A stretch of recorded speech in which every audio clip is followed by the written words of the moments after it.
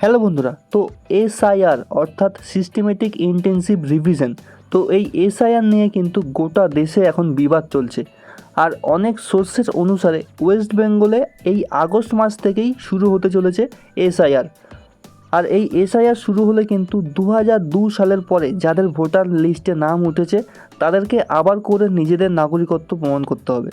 আর এই নাগরিকত্ব প্রমাণের জন্য তোমাদের ভোটার কার্ড, আধার কার্ড, রেশন কার্ড এবং ড্রাইভিং লাইসেন্স কিন্তু কোনো কাজে আসবে না বলে জানিয়ে দিয়েছে ইলেকশন কমিশন অফ ইন্ডিয়া।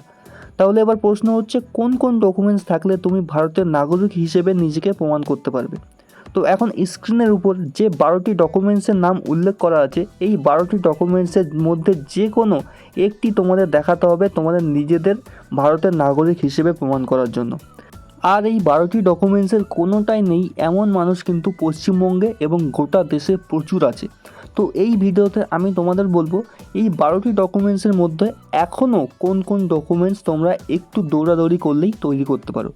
তো এখন স্ক্রিনের উপর যে 12টি ডকুমেন্টসের কথা উল্লেখ করা আছে তার মধ্যে মাত্র 4টি ডকুমেন্টসই তোমরা এখনও কিন্তু তৈরি করতে পারো।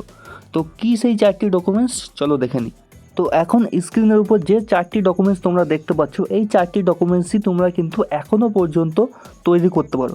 জন্ম সার্টিফিকেট পৌরসভা, পঞ্চায়েত বা অন্য সরকারি কর্তৃপক্ষ কর্তৃক প্রদত্ত, মানে পঞ্চায়েত বা সরকারি কর্তৃপক্ষ থেকে এখনও কিন্তু 1 থেকে 100 বছরের পর্যন্ত সমস্ত মানুষের জন্ম সার্টিফিকেট বানানো যায়।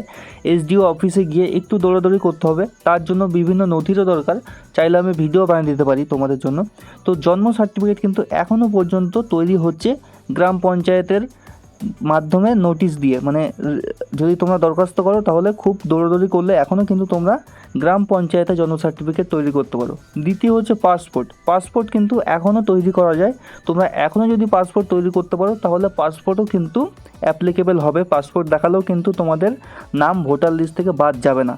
তৃতীয় হচ্ছে বাসিন্দা সার্টিফিকেট অথবা ডোমিসিয়াল মানে এসডিও অফিস থেকে যে ডোমিসিয়াল সার্টিফিকেটটা দেয়, তোমরা ই ডিস্ট্রিক্টের মাধ্যমে ডোমিসিয়াল সার্টিফিকেটের জন্য অ্যাপ্লাই করতে পারো, চাইলে আমি এটারও ভিডিও বানিয়ে দিতে পারি।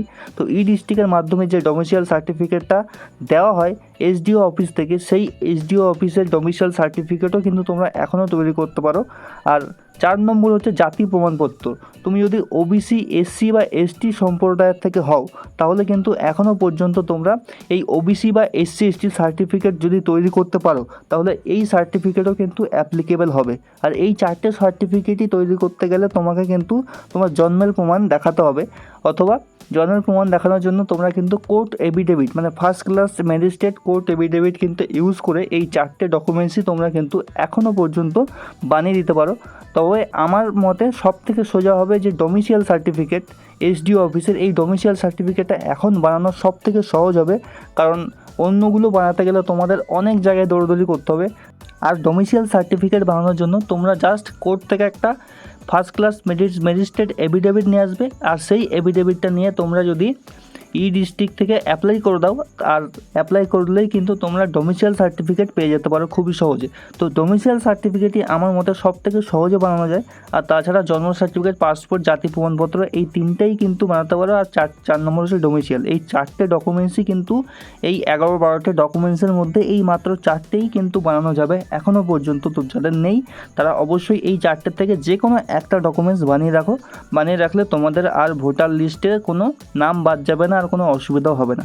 তো ভিডিওটা দেখার জন্য অসংখ্য ধন্যবাদ। পরের ভিডিওতে আবার দেখা হবে এরকমই ইনফরমেটিভ ভিডিও নিয়ে। আর কোনো প্রশ্ন থাকলে কমেন্টে জানাও, আমি রিপ্লাই অবশ্যই করব। Thank you. পরের ভিডিওতে আবার দেখা হবে।